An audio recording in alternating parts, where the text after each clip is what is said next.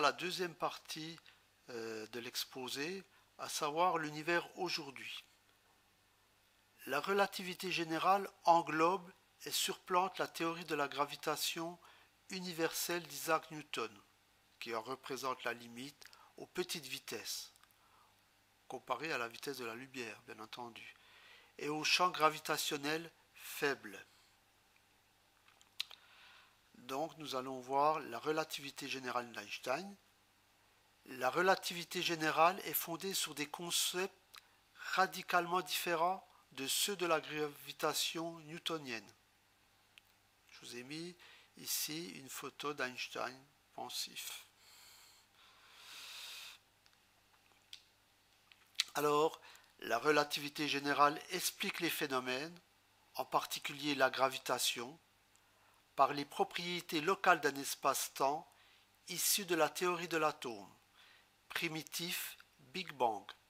La théorie a été confirmée par de nombreuses observations astronomiques, avance du périhélie de Mercure, courbure de la trajectoire des rayons lumineux au voisinage immédiat d'un corps massif, comme le Soleil par exemple, et jusqu'à nos jours, aucun texte expérimental n'a réussi à prendre la théorie en défaut. Bon, ici j'ai mis une photo pour le fun, c'est quelqu'un qui a peint l'équation de la relativité générale, enfin une des équations simplifiées de la relativité générale. À notre époque, comprendre l'univers, c'est toujours se poser des questions sur l'origine de celui-ci.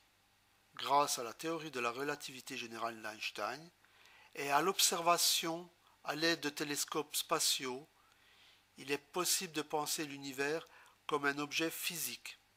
Il a des propriétés géométriques, topologiques, espace-temps. En fait, il a également une histoire que l'on peut retracer de l'atome primitif, Big Bang si vous préférez, il y a 13,8 milliards d'années-lumière à nos jours. Ce qu'on appelle l'atome primitif, qui est la théorie originale donc, de Georges Lemaître, qu'il a énoncé dès 1931, c'est en fait l'ancêtre de ce qu'on appelle aujourd'hui le Big Bang. C'est-à-dire Lemaître avait calculé que avec la relativité générale, quand on fait marcher les équations à l'envers, c'est-à-dire dans le passé, puisqu'on sait que l'univers est en expansion, ce que nous disent les observations, en remontant le film à l'envers, on déduit que l'univers dans le passé devait au contraire beaucoup plus concentré. Et donc en extrapolant très très loin dans le passé, le maître s'est dit, il doit nécessairement y avoir un moment où l'univers était extraordinairement concentré. Non pas en un point singulier, mais au moins dans une masse extrêmement compacte qu'il a appelée l'atome primitif. Alors il faut voir quand même qu'à l'époque de Lemaître, en 1930, la physique quantique n'était pas encore extrêmement développée, et donc l'idée qu'a eu originalement Lemaître, c'est que le début compréhensible de l'univers, qui pour lui ne correspondait pas du tout à la création de l'univers, le début descriptible par la physique de l'époque, c'était en fait ce qu'il a appelé une sorte d'atome gigantesque qui aurait à peu près la taille de notre système solaire actuel. Et à cette époque, on connaissait comme processus de physique quantique la désintégration des atomes par la radioactivité. Et donc il a imaginé Lemaître que cet atome gigantesque primitif, par le processus de fission, parce qu'on ne connaissait rien d'autre à l'époque, avait commencé à se désintégrer, et c'est ça qui avait donné naissance, selon lui, au feu d'artifice initial, qui avait donné lieu après à l'expansion de l'univers. Donc ce modèle de l'atome primitif, lorsque la physique nucléaire a fait des progrès, a été retransformée et reprise, notamment par quelqu'un qui s'appelait Georges Gamow, qui était un brillant physicien nucléaire, et ultérieurement, donc ça a été en fait repris sous le terme de Big Bang, et c'est ça, donc à l'origine en fait du Big Bang, c'est vraiment l'idée de Lemaître de l'atome primitif. Naissance de l'univers, l'atome primitif. Pour s'interroger sur le point zéro de l'univers, il faut revenir en arrière, remonter l'espace-temps, et donc plus on revient en arrière, plus cet espace se rétrécit. Tout ce que l'univers contient, maisons, voitures, montagnes, soleil, galaxies, se contracte jusqu'à devenir tout petit. En revenant en arrière, on tombe sur le mur de Planck, d'une longueur de 10, puissance moins 33 cm. Quelque chose d'infiniment petit, plus petit qu'une particule élémentaire. Donc voilà 10 puissance moins 33, ce que ça représente. Si vous voulez, si je prends 1 cm, que je le divise en 1 milliard de parties, je le redivise en 1 milliard de parties, je le redivise en 1 milliard de parties, et je le redivise à environ 1 million de parties, j'obtiens donc cette particule infiniment petite. Ici, j'ai une cartographie de l'histoire de l'univers. Donc, ici, je suis au moment du mur de Planck, où j'ai cette particule infiniment petite. Ce qui s'est passé avant, on est incapable aujourd'hui d'extrapoler la relativité générale ou la mécanique quantique, ces deux sciences qui sont capables de faire des calculs à ce niveau-là, ne fonctionnent plus. Donc on ne peut pas aller plus loin que cet instant où cette particule faisait 10 puissance moins 33 cm. Dans cette zone-là où j'ai une forte expansion de l'univers, je trouve une espèce de purée primitive. C'est la période de nucléosynthèse, assemblage des premiers constituants de la matière. À ce niveau, les photons sont emprisonnés. Ensuite, 380 000 ans, donc ça correspond un petit peu à cette zone-là, après, les photons vont pouvoir se libérer. Ce qui correspond à la première image qu'on voit ici de notre univers, ce qu'on appelle aujourd'hui le fond diffus. Et ensuite, la lumière va pouvoir parcourir les 13,7 milliards d'années pour nous arriver aujourd'hui. Donc si je regarde avec un télescope depuis la Terre, si je regarde regarder au télescope, si vous voulez, ça consiste à remonter le temps. À plus je regarde loin, à plus je remonte le temps. Et donc j'ai bien une image de cet instant de l'univers où les photons ont été libérés. Voilà, donc là c'est une représentation, ça c'est le satellite Planck qui est représenté ici. Einstein nous a appris que l'espace était non seulement susceptible de se courber, qu'il réagissait à la présence des corps, mais également que l'espace était une structure dynamique. Il n'est plus comme chez Newton, le lieu immuable dans lequel se déploient les phénomènes. Il devient lui-même un phénomène, régi par ses équations d'évolution. C'est la grande découverte et c'est celle qui nous permet de comprendre l'expansion de l'univers. Les galaxies s'éloignent non pas parce qu'elles se déplacent, mais parce que l'espace lui-même est en train d'enfler. Cette description est aujourd'hui bien connue, bien comprise et très bien corroborée expérimentalement. C'est finalement le modèle du Big Bang. On s'attend, grâce aux équations d'Einstein, à ce que l'espace grandisse et on observe effectivement, avec aujourd'hui de nombreuses indications indépendantes, qu'en effet, tous les points de l'univers situés à grande distance les uns des autres sont en train de s'éloigner. Il y a une quinzaine d'années est apparue une étrangeté dans ce beau paradigme très cohérent. Une équipe de chercheurs, une petite équipe, a tenté de mesurer la décélération de l'univers. Parce qu'en effet, la seule force à l'œuvre à grande échelle dans l'univers est la gravitation. La gravitation étant une force attractive, elle joue le rôle d'un freinage. Il était donc intéressant de comprendre que l'univers, bien sûr, grandit, mais grandit de moins en moins vite. De combien décélère-t-il ? Or, la découverte de cette équipe a consisté à montrer que la décélération était négative, c'est-à-dire qu'en réalité, l'univers accélère. Et ça, c'est incompréhensible. Non pas qu'il grandisse, c'est bien expliqué par Einstein, mais qu'il grandisse de plus en plus vite, alors même que seul un freinage est à l'œuvre. C'est un peu comme si sur une bicyclette se déplaçant à l'horizontale, et sans donner aucun coup de pédale, juste en freinant, nous observions le vélo accélérer. C'est évidemment incohérent. Il faut tenter de comprendre quelle est l'origine de cette mystérieuse accélération dont on a nommé le cœur ou le moteur, l'énergie noire. Elle est le constituant essentiel de l'univers. Elle est 2 fois plus importante que la matière noire, elle-même 50 fois plus importante que la matière visible.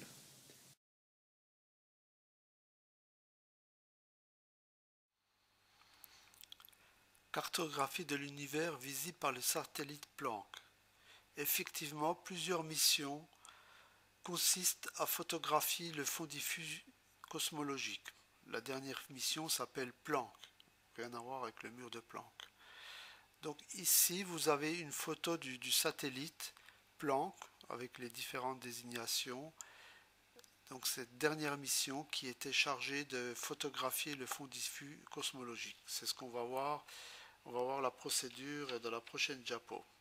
Sachant que le satellite Planck regarde l'univers tel qu'il était il y a 13 milliards d'années. C'est ce qu'on a vu dans la cartographie de l'histoire de l'univers. Donc après sa naissance. Grâce à cette lumière, appelée rayonnement fossile, et qui voyage toujours librement dans l'espace-temps. Voilà, donc là on voit le satellite Planck en pleine action, qui réalise une rotation dans ce sens-là. Voilà, donc on voit cette rotation. Et en même temps, on a une rotation dans son axe axial, qui lui permet de tourner sur lui-même. Et donc de ce fait, on va avoir une cartographie sur 360 degrés. Voilà, donc là on déplie la cartographie.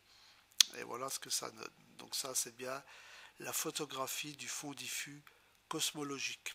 On va voir ça en détail. Voilà, donc si je regarde la cartographie de l'univers visible par le satellite Planck, j'obtiens cette carte. Donc cette carte, il faut savoir quand même qu'elle a été réalisée à partir de données phénoménales, des quantités de données phénoménales grâce au satellite Planck, et derrière des quantités également de traitement informatique pour avoir autant de détails. Et par rapport à tous ces détails, on va pouvoir extrapoler un tas de choses.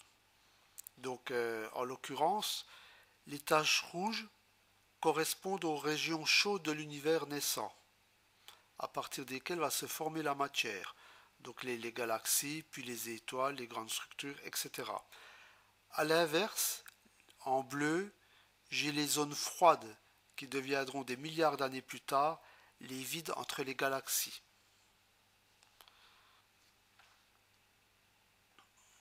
Maintenant, si je détaille par exemple une région, ici, si je prends cette circonférence et que je la grossis à ce niveau-là, j'obtiens au niveau du détail ceci qui correspond donc aux taches bleues et aux taches rouges. Entre deux taches, ici j'ai 1000 milliards d'années-lumière. Donc c'est pour vous dire que ça correspond vraiment à quelque chose de très grand, sachant que l'univers visible aujourd'hui fait 50 milliards d'années-lumière. Souvent on parle de 13,7 milliards d'années-lumière. Dans ce cas-là, ce chiffre est faux, sachant qu'on ne tient pas compte de l'expansion de l'univers. Donc aujourd'hui, on est plus près en ce qui concerne l'univers visible, des 50 milliards d'années-lumière. Bon, on va faire une petite pause sympa avec une vidéo qui nous retrace le parcours de l'histoire de l'univers, des premiers instants, en passant par les amas de galaxies, notre galaxie la Voie lactée, notre système solaire, pour finir sur la Terre.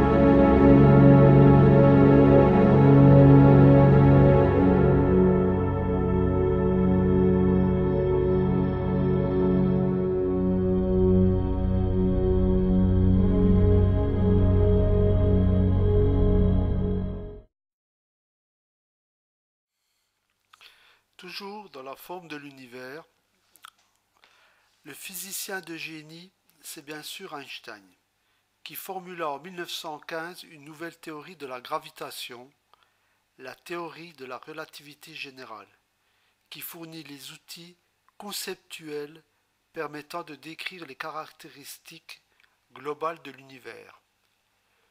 L'univers est un objet physique.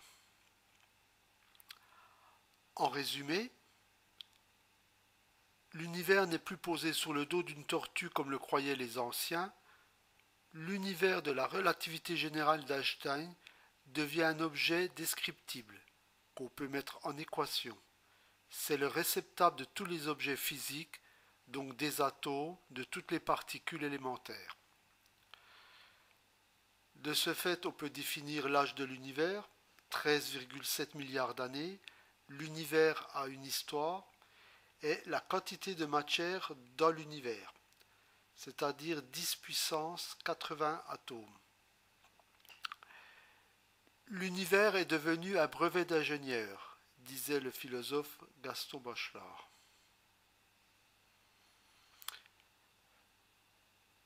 Pour Newton, la Terre tourne autour du Soleil car celui-ci exerce une force gravitationnelle sur notre planète. Pour Einstein, le mouvement d'un corps n'est pas déterminé par une force, mais par la topologie de l'espace-temps, soit la déformation du tissu temporel ou l'espace-temps provoqué par la masse du Soleil, qui est à l'origine du mouvement de la Terre. Nous allons voir la gravitation. Un trampoline constitue une bonne illustration d'un espace à deux dimensions. En l'absence de masse, la toile est plate comme dans un espace euclidien. Si je place une boule de pétanque au centre du trampoline, celle-ci déforme la toile en lui donnant une certaine courbure. Si je lance une bille dans le trampoline, celle-ci va subir l'influence de la courbure. Cinématique. L'exemple du trampoline nous permet de comprendre que la gravitation n'est pas une propriété des corps, leur masse ou une force poids, mais comme une propriété géométrique de l'espace, sa courbure. Ici, on va avoir des différents exemples. Donc ici, on a l'espace-temps avec la Terre qui se trouve ici, et donc la Terre déforme l'espace-temps. On voit ici, on a une courbure, une déformation due à l'espace-temps. Ici, on a le même phénomène. Au centre, on a une force, enfin une masse qui déforme l'espace-temps, mais on a ici quelque chose de particulier, à savoir un rayon lumineux. Et si on regarde, le rayon lumineux n'a pas un déplacement en ligne droite, mais le rayon lumineux suit la déformation de l'espace-temps. On dit qu'il suit des géodésies. Ici, on a un petit peu le même phénomène, avec, c'est une représentation du Soleil qui déforme l'espace-temps. Ici, on a la Terre qui, elle, déforme un petit peu moins l'espace-temps et qui tourne par effet de cinématique, ce qui veut dire qu'il n'y a aucune force. La Terre tournera indéfiniment tant qu'on n'exerce pas une force sur la Terre, si elle ne rentre pas en collision avec une autre planète, etc. Bon, sachant que la photo n'est pas très très bonne du fait que les distances sont quand même pas du tout respectées à ce niveau-là. Cette diapositive est intéressante du fait qu'elle nous montre un petit peu comment la déformation de l'espace-temps par plusieurs objets. Donc ici on a une masse importante, ici probablement un soleil du fait qu'il est lumineux, ici une masse plus petite donc qui déforme moins l'espace-temps, et éventuellement ici on a une déformation, je pense peut-être à un trou noir parce qu'on voit qu'on a un puits de gravitation relativement important à ce niveau-là, et donc ça on peut penser que c'est des ondes gravitationnelles. Donc les ondes gravitationnelles, si vous voulez, C'est un petit peu comme si vous allez jeter un caillou sur la surface de l'eau. Ça va provoquer des ondes. Hein. De la même manière, on va provoquer des ondes au niveau de l'espace-temps. Mais sachant que au départ, on a ici quelque chose qui déforme énormément l'espace-temps. Hein. Un trou noir ou comment, un soleil, une étoile à neutrons. Alors, cette diapositive, même si elle n'est pas très belle, elle est intéressante parce qu'on va pouvoir comparer des différences de déformation d'espace-temps. Ici, j'ai un soleil qui déforme l'espace-temps, donc on voit la déformation. Ici, j'ai une naine blanche. Donc une naine blanche est un corps céleste un petit peu particulier. Il faut savoir qu'une cuillère à café de matière de naine blanche pèserait aussi lourd qu'un éléphant. Donc c'est pour ça qu'on a une déformation qui est beaucoup plus prononcée par rapport au Soleil. Ici, on va avoir encore une déformation encore beaucoup plus prononcée, sachant qu'on a affaire à une étoile à neutrons. Pour la comparaison, une cuillère à café de matière prélevée sur une étoile à neutrons pèserait aussi lourd que tous les êtres humains de la planète, hein, c'est-à-dire 7 milliards, plus de 7 milliards d'êtres humains. Donc autant dire que c'est une masse énorme et donc de ce fait on a une déformation, un puits gravitationnel qui est encore plus prononcé. Et ici, alors on a quelque chose, c'est affaire à l'objet le céleste où on va avoir le maximum de déformation avec une singularité au bout, c'est ce qu'on appelle un trou noir, hein, sachant que même la lumière ne peut pas s'échapper d'un trou noir. La forme de l'univers ne peut pas être conceptualisée à partir des outils classiques que nous maîtrisons, c'est-à-dire l'espace euclidien, mais à partir de mathématiques plus élaborées. Donc nous allons voir les différentes topologies de l'univers. La relativité générale s'exprime dans un espace de Riemann. Dans l'espace de Riemann, on ne parle pas de géométrie plane, euclidienne, mais de géométrie de topologie sphérique. Donc là, on a une représentation d'une géométrie euclidienne avec le système orthonomique que vous connaissez bien et les axes x, y, z. Au niveau de la topologie de Riemann, enfin de la représentation mathématique de Riemann, on a un système sphérique. Donc on voit très bien qu'on n'a plus la représentation euclidienne. Dans ce système-là, la courbure d'un espace de Riemann est positive. À présent, comparons les géométries non euclidiennes avec la géométrie euclidienne. Par exemple, la somme des angles est égale à 180 degrés dans la géométrie euclidienne. Ce cas-là que vous connaissez bien, et on va parler de courbure nulle. Si je trace un triangle équilatéral à ce niveau-là, et que je mesure l'angle A plus l'angle B plus l'angle C, je sais qu'il est égal à 180 degrés. En ce qui concerne la géométrie de Riemann, on a affaire donc à une courbure positive. Ici, on voit les grands cercles qui passent par les deux points ici. Dans le cas de la courbure positive, si je fais la même chose et que je trace un triangle à ce niveau-là, et que je mesure les angles A, B plus C, j'obtiens quelque chose de supérieur à 180 degrés. D'ailleurs, je le vois à l'œil, hein, je vois que mes angles sont ici un peu plus ouverts.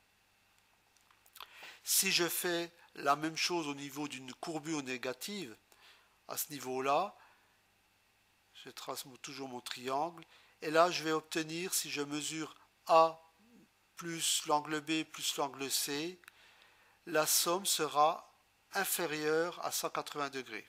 Et toujours de la même manière, je peux le voir au niveau des angles qui sont un petit peu plus fermés que dans le cas hyper connu, la courbure nulle.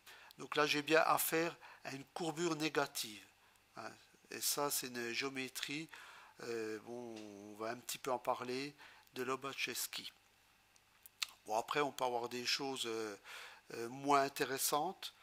Par exemple, on connaît le postulat d'Euclide qui consiste à dire que dans notre système orthonomé, si j'ai un point en dehors de cette droite, par ce même point, je pourrais faire passer une seule droite. C'est le postulat des parallèles. Dans la géométrie de Riemann, j'aurai zéro parallèle possible. Et dans la courbure négative de Lobachevsky, dans ce cas-là, j'en aurai une infinité. J'aurai une infinité de droites parallèles. Donc des différences assez importantes. La géométrie de Riemann est la seule adaptée pour définir la forme de l'espace-temps de l'univers, en l'occurrence la gravitation. Donc on a vu que la courbure d'un espace de Riemann est positive. À ce niveau-là, donc j'ai le théorème de mon triangle équilatéral A plus B plus C supérieur à 180 degrés.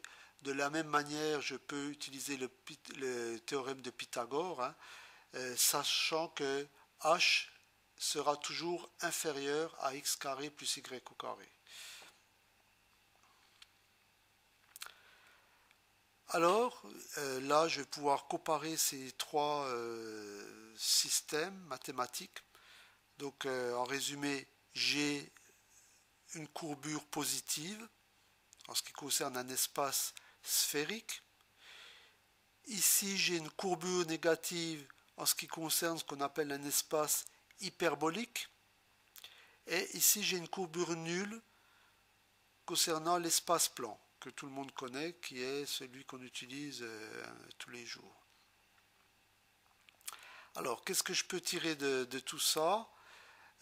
En ce qui concerne la géométrie de Riemann, je peux en déduire que c'est un cas de possibilité d'univers fini sans bord. Effectivement, je peux me promener le long de ma sphère et je ne vais jamais trouver de bord. Je peux me promener infiniment. Mais j'ai bien affaire à quelque chose de fini. Dans la géométrie de Lobachevsky, les possibilités d'univers sont infinies ou finies. On le voit à ce niveau-là, je peux prolonger à l'infini. Par contre, dans l'autre sens, j'ai un espace fini. Et le dernier cas, en géométrie euclidienne, c'est une possibilité d'univers infini, dans ce sens-là ou dans ce sens-là. C'est le cas de la droite, hein, où on sait mathématiquement qu'on peut prolonger la droite à l'infini, donc qui est bien en concordance avec un univers infini. Nos sens nous trompent. Par exemple, l'observation directe nous enseigne que le monde est grand, plat et immobile. Or, en vérité, la Terre est petite, ronde et tourne sur elle-même en orbitant autour du Soleil. De ce fait, il n'est pas simple pour nous d'imaginer des espaces avec des courbures et des topologies diverses, sur des échelles de longueur immensément grandes. L'univers est localement de courbure nulle. C'est les dernières observations par le satellite Planck. Nous parlent d'univers plat. Mais au fait, c'est quoi un univers plat? Alors on lit souvent dans beaucoup de communiqués de presse, des cosmologistes, essentiellement anglo-saxons d'ailleurs, que l'univers est plat, tout simplement parce que en fait c'est une référence à la courbure globale de l'espace. On sait qu'en relativité générale, la matière et l'énergie induisent une courbure de l'espace. Alors évidemment, cette courbure, elle est soit positive, soit négative, ou soit strictement nulle. Le cas nul était un cas extrêmement particulier, évidemment, par rapport au cas de courbure positive ou de courbure négative. Alors les mesures actuelles sur la courbure de l'univers, qui sont des mesures extrêmement délicates et difficiles, montrent que l'univers a peut-être une courbure, mais cette courbure est très faible.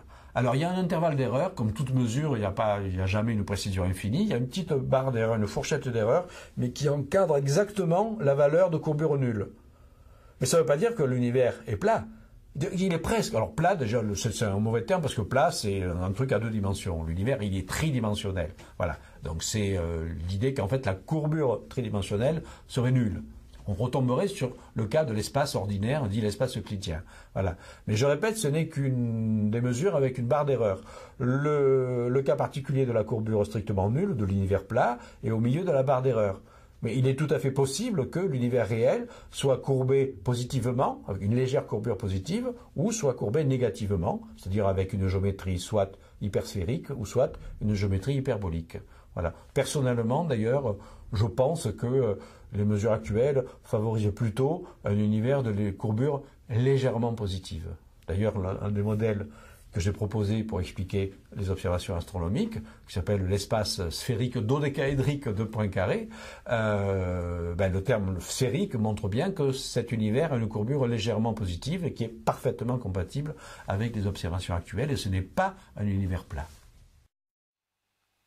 Pour modéliser la forme de l'univers, on utilise une branche des mathématiques qui s'intéresse aux propriétés des objets qui ne changent pas quand l'objet est déformé continuellement. Cette branche se nomme la topologie. En topologie, on considère uniquement les relations de position, de structure où ces propriétés interviennent dans un ensemble. Les géométries non euclidiennes sont influencées directement par la topologie. Si vous prenez un objet en pâte à modeler, par exemple un mug, vous pouvez le déformer en lui donnant la forme d'une bouée, en fait un tore. Même si la distance entre 2 points de la pâte va forcément varier, les propriétés topologiques sont conservées. Voilà, donc j'ai un mug que je vais déformer jusqu'au moment où je vais obtenir un tore.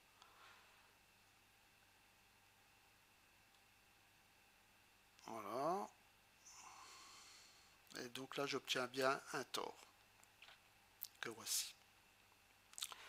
Sachant que ici, j'ai un trou qui correspond à l'anse du mug, en finalité, j'ai toujours un trou. Je ne peux pas, par déformation continuellement, obtenir une forme avec 2 trous.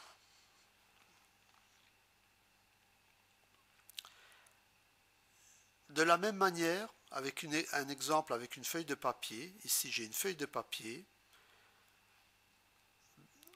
En deuxième étape, je roule ma feuille de papier, sachant que ce point-là coïncide avec ce point-là. Idem pour celui-ci et ce point-là. C'est-à-dire ce sont les points qui sont à l'intersection de la portion de circonférence avec la ligne qui se trouve ici. Et idem pour tous les points qui se trouvent ici. Si vous voulez, c'est un petit peu comme au Pac-Man. Quand vous partez avec votre Pac-Man à droite de l'écran, il va réapparaître de l'autre côté. Donc de la même manière, je continue à la troisième étape qui consiste à faire coïncider tous ces points, et à ce moment-là, j'obtiens bien un cylindre. En quatrième étape, j'obtiens un tore qui est ouvert. Donc idem, ici pour la circonférence, tous les points de cette circonférence coïncident également avec tous les points de cette circonférence-là. Ce point supérieur coïncide avec celui-ci, idem pour celui-là et idem pour tous les points de la circonférence. Et donc en dernière étape, je vais bien obtenir un tore. Sachant que l'univers en tore bidimensionnel est un modèle cosmologique simpliste. Il est en réalité tout à fait plat, euclidien, et sa courbure intrinsèque est nulle. Et donc effectivement, si je pose mon triangle équilatéral, bon, dans ce cas-là, ici, je sais bien que j'ai un triangle où l'angle A plus l'angle B plus l'angle C est égal à 180 degrés, ce qui est assez classique. Mais de la même manière, ici, même si j'ai affaire à un tore, j'ai également mon angle A plus B plus C qui est égal à 180 degrés. Ici, je peux dire localement, la courbure est toujours localement plane.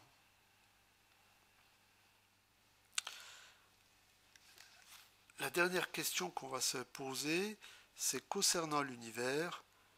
L'univers comporte-t-il un bord ou pas de bord? En l'absence de bord, un voyageur pourrait aller dans n'importe quelle direction sans jamais rencontrer de limite. Il aurait l'illusion que celui-ci est infini, comme une fourmi qui se déplace sur un gros ballon de baudruche. C'est ce qu'on voit ici au niveau du dessin. Donc la petite fourmi qui se trouve ici peut se déplacer continuellement sur le ballon. On voit très bien qu'elle ne peut pas rencontrer de bord. Voilà, donc on va utiliser un petit logiciel qui va nous permettre de résumer tout ça.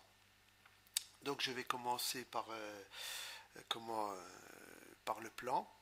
Donc on va passer en paramétrique. Voilà, donc ça c'est un plan, on va l'habiller. Hop là. Voilà, donc sur ce type de surface, on a bien 1, 2, 3, 4 bords et 2 côtés. Alors c'est pas toujours le cas, on pourra avoir par exemple un univers qui ressemble à un anneau de Möbius. Donc ça va nous donner, je vais le charger, un anneau de Möbius. Voilà. Voilà, donc ça c'est une forme un petit peu particulière. Bon, et là on va parler d'un seul bord et d'une seule face. Bon, ça peut sembler un petit peu paradoxal, mais effectivement, si je regarde bien mon anneau, en ce qui concerne le bord, donc si je pars de ce point-là, et si je fais le tour, voilà, donc là, je vais passer sur la partie inférieure. Si je continue, je repasse sur la partie supérieure et indéfiniment, je vais... bon, j'ai effectivement ce bord-là, mais si je suis le bord, je trouve jamais de... je peux le suivre à l'infini. Et donc on voit bien en ce qui concerne les faces que j'ai également que deux faces. Hein, la partie là qui va dans cette zone-là passer à l'intérieur pour repasser à l'extérieur. Alors, maintenant, on va regarder la sphère. Voilà, donc la sphère. Donc au niveau de la sphère, je n'ai pas de bord. Je peux me balader indéfiniment. Hein, une petite fourmi qui se baladerait sur cette sphère va se balader indéfiniment et ne va jamais trouver de limite. Hein, donc on dit qu'on n'a pas de limite. Hein, on peut se balader à l'infini, on n'a pas de bord. En ce qui concerne on n'a pas de point privilégié également. Hein, si je me mets par exemple sur le point Z, j'ai cette partie-là qui est mon horizon, mais elle n'est pas plus privilégiée que si quelqu'un se trouve en X et regarde son horizon. Donc, on n'a pas de partie privilégiée et on n'a pas de centre. Hein, si vous voulez, quand on dit on n'a pas de centre, effectivement, dans la sphère, il existe bien un centre virtuel, mais la sphère est une surface en 2 dimensions. Donc, sur cette surface, je ne peux pas trouver de centre, voilà, hormis le centre virtuel. Voilà, donc là, on va maintenant regarder le tore hein, qu'on a vu en détail. Alors, à condition que je le trouve bien.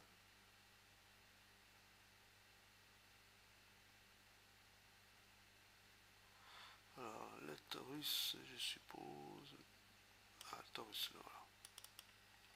Voilà, donc le torque maintenant vous connaissez bien. Donc de la même manière, on n'a pas de bord. Je peux me balader indéfiniment sur cette partie-là. Bon, là on verra peut-être mieux la construction mathématique. Enfin, je ne sais pas trop. Voilà. Ensuite, nous allons regarder une bouteille de Klein. Mais je crois que je dois ici. Non, celle-ci n'est pas très belle.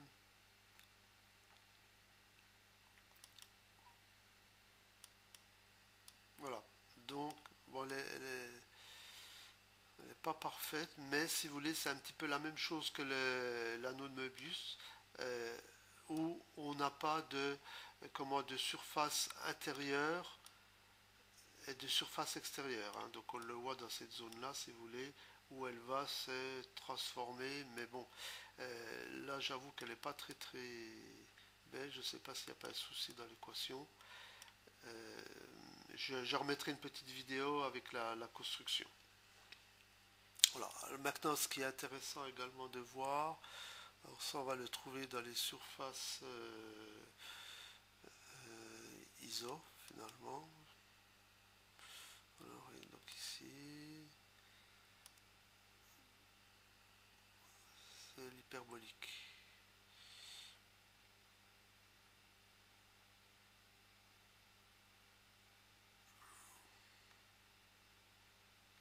Bon, ils ne sont pas classés par ordre alphabétique, alors c'est toujours un petit peu pénible quand on doit retrouver une surface, mais là voilà. Voilà, donc ça, c'est une selle à cheval. Donc, je vous le rappelle, c'est une surface négative, hein, à courbure négative. Donc, si vous tracez un triangle ici sur la surface, un triangle équilatéral, la somme des trois angles sera inférieure à 180 degrés. Voilà.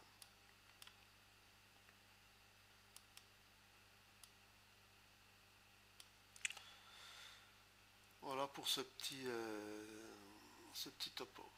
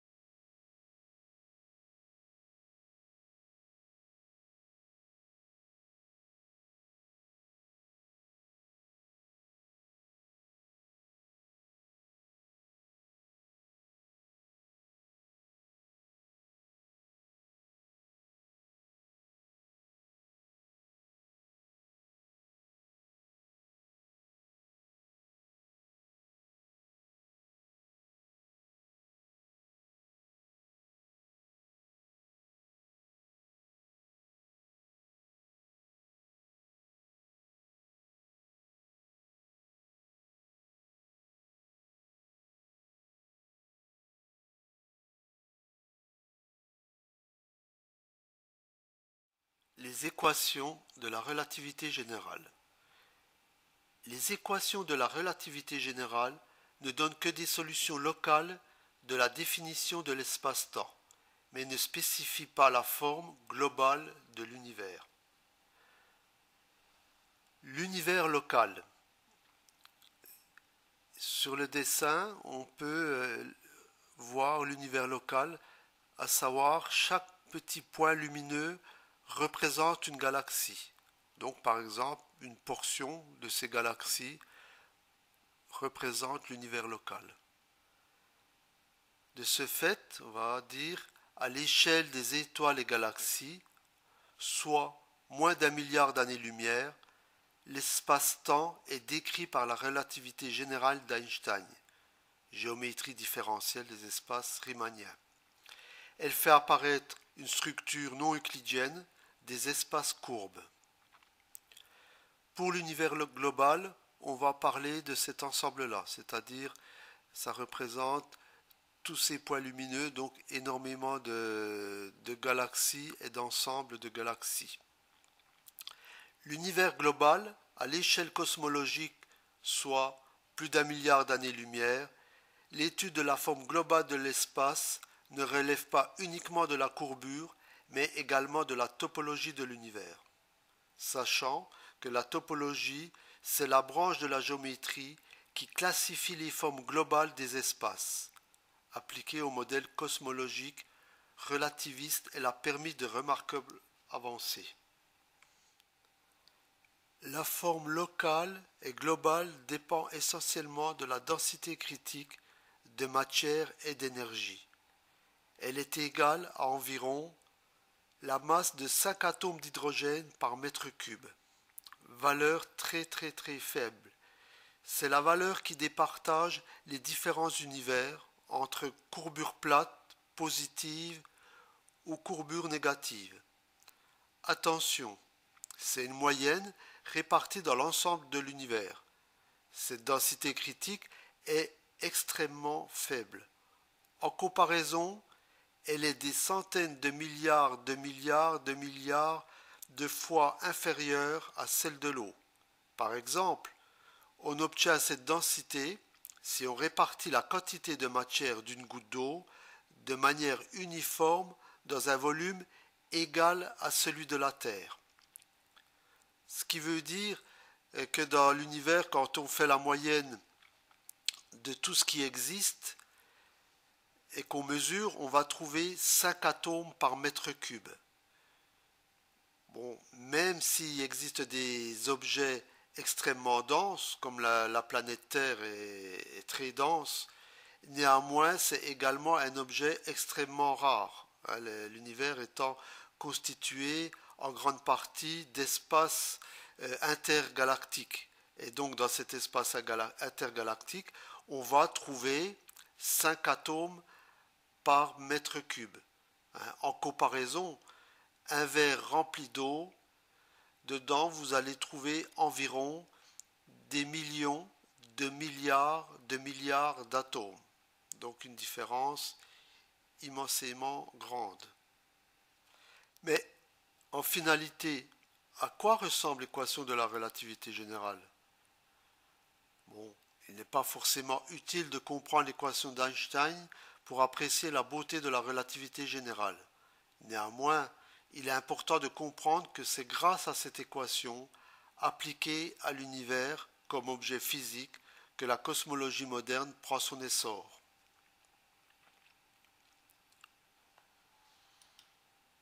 Voilà donc la bête en quelque sorte.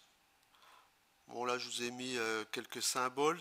T tenseur énergie impulsion. C la vitesse de la lumière que vous connaissez tous qui est de 300 000 km/s. G la constante de gravitation universelle. Attention, c'est pas la même chose que la constante de gravitation terrestre.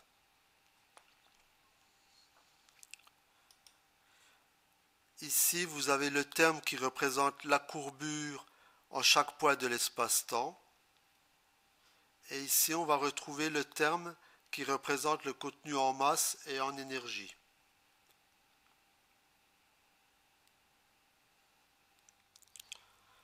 On va faire un petit résumé concernant la grosseur de l'univers.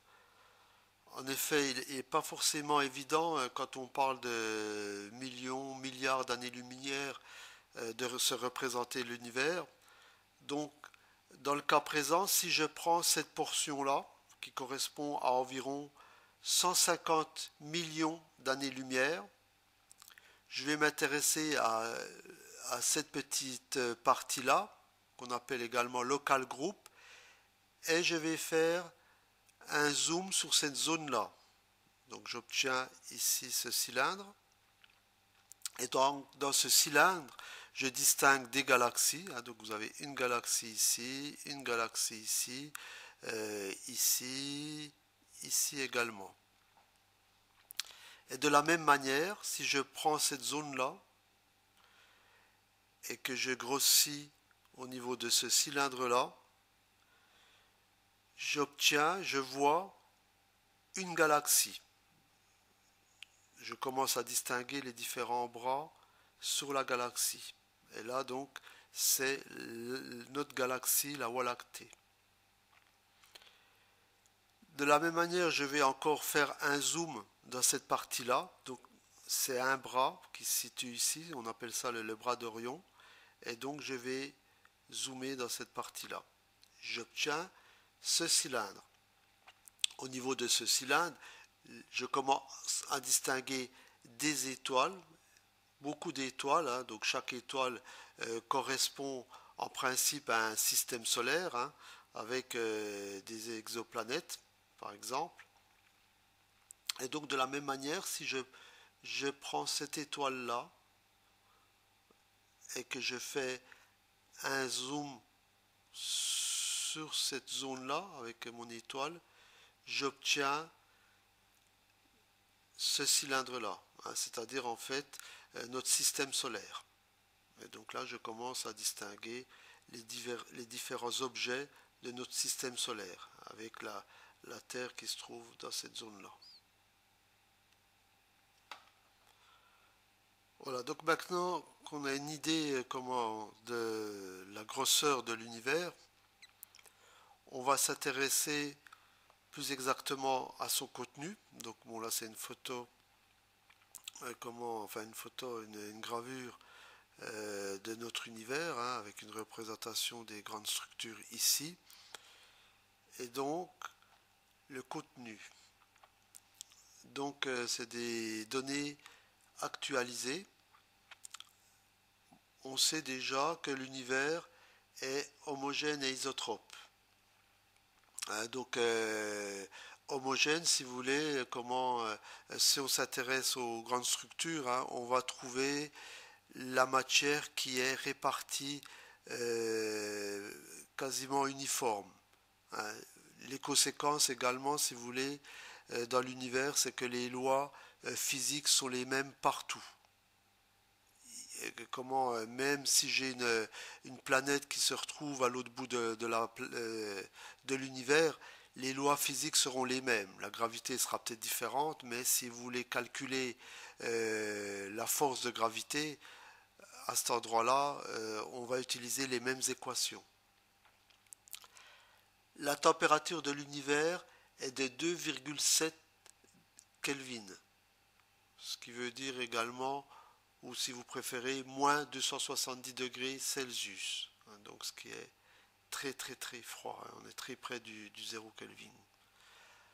L'âge de l'univers, 13,77 milliards d'années-lumière. Donc le 77, c'est quelque chose de très récent, hein, qui est donné par Planck 2014-2015. Et donc qui est donné avec une fourchette relativement précise. Bon, je ne l'ai pas en mémoire, mais c'est assez précis. La première lumière, ça date de 380 000 ans après le Big Bang, donc une période très près du Big Bang. À présent, le contenu de l'univers. Donc on a 4,9% de matière ordinaire, matière baryonique, 25,9% de matière noire et 69,2% d'énergie noire. Donc là encore des données très récentes qui nous viennent de Planck. Les premières étoiles, elles datent de 550 millions d'années après le Big Bang. La courbure de l'espace-temps, donc on a parlé beaucoup de courbures, négatives, positives, plates. Donc là, on a une densité égale à 1,11, plus ou moins 0,13. Donc, ce qui veut dire que l'univers serait relativement plat. Bon, on reviendra sur ces chiffres. L'extension de l'univers, donc ça se passe à la vitesse de 67,9 km/s par mégaparsec. Bon, je vous ai mis un mégaparsec, c'est une valeur de 3,0 26 années-lumière. Si on s'intéresse à cette partie-là, en l'occurrence le contenu de l'univers, avec ses 4,9% de matière ordinaire, 25,9% de matière noire, 69,2% d'énergie noire. On retrouve une répartition graphique ici au niveau de ce camembert, donc la partie énergie noire en vert, la plus grosse partie, la partie matière noire ici en bleu, et ici la partie vraiment la plus faible en jaune et rouge. Le jaune étant le gaz et le rouge représente toute la matière identifiée, étoiles, planètes, etc. Néanmoins, si on s'intéresse encore plus spécifiquement à cette partie-là, les 4,9% de matière ordinaire, c'est la matière vraiment connue de l'univers. Donc une partie vraiment relativement petite. En ce qui concerne le qualificatif noir, il signifie que les astrophysiciens ne savent pas de quoi sont faites matière et énergie. Leur existence est définie uniquement par leur action gravitationnelle. L'action gravitationnelle de la matière noire, c'est l'action observée au sein des galaxies. Et en ce qui concerne l'énergie noire, enfin, il serait plus juste de parler d'action antigravitationnelle du fait qu'elle correspond à l'expansion de l'univers. Donc, en résumé, on connaît vraiment une partie infime de la matière qui compose l'univers. Si on analyse notre tableau, on a vu la densité égale à 1,11, soit oméga, le chiffre oméga représente la densité, égale 1,11. Donc autant dire presque 1. Donc comment on doit interpréter ce chiffre? Je vous rappelle, on a vu également qu'un univers fermé correspond à une densité inférieure à 1. Univers ouvert correspond à une densité supérieure à 1 et un univers plat correspond à une densité égale à 1. Donc, finalement, ce chiffre nous indique qu'on est sur un univers plat. Seulement, ça va quand même poser un problème d'interprétation, sachant qu'il est probablement impossible d'expérimenter que l'espace est plat. C'est différent concernant un espace sphérique. On vient de voir donc sphérique, paramètre de densité 1 inférieur à oméga, hyperbolique, paramètre de densité 1 supérieur à oméga, plat, paramètre de densité 1 égal à oméga. Alors ça pose quand même un problème, parce que si on avait trouvé un univers sphérique ou un univers hyperbolique, ça serait plus simple. Néanmoins, le fait de dire qu'il est plat, que 1 égale oméga, ça pose un problème d'interprétation. Effectivement, je ne peux, quand je donne un chiffre, c'est toujours par rapport à une tolérance. Si je dis que vous mesurez 1,80 m, c'est avec une tolérance peut-être de plusieurs millimètres. Ça va dépendre dans quelle échelle de mesure je suis. Donc ici, c'est un peu la même chose. Par exemple, si j'obtiens par l'expérimentation un résultat du type la densité est égale à 1, donc plat, avec un degré de confiance de 95%, ce qui nous donne une densité qui va être comprise entre 0,95 inférieur à oméga et oméga inférieur à 1,5. Donc, je reviens à me poser toujours la question. 0,95, à ce moment-là, j'ai affaire à un univers fermé. 1,05, j'ai affaire à un univers hyperbolique. Donc, je ne réponds pas vraiment à la question de l'univers plat. on n'a toujours pas de preuve des ondes gravitationnelles. En effet, les ondes gravitationnelles du Big Bang, prédites par la théorie de la relativité générale, sont en quelque sorte des tremblements dans l'espace-temps juste après sa naissance. Contrairement à ce qui avait été annoncé en mars 2014 par l'équipe américaine Biceps 2, les ondes gravitationnelles émises lors du Big Bang n'ont en réalité pas été détectées. En effet, suite à des travaux menés en partenariat avec Biceps 2 et également par les observations réalisées par le satellite Planck, il a été démontré qu'il s'agit simplement de signaux générés par la poussière galactique. Cette poussière qui circule en permanence dans notre Voie lactée. Néanmoins, tout espoir n'est pas perdu, sachant qu'il existe une mission, Planck 2, un satellite qui pourrait voir le jour à l'horizon 2025 pour détecter les ondes gravitationnelles.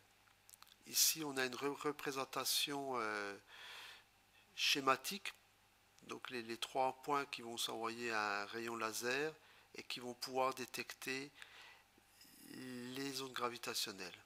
Et ici, on va avoir une représentation, voilà ce que ça donne schématiquement. Donc là, je suppose que c'est la Voie lactée derrière. Voilà, donc tout espoir est permis.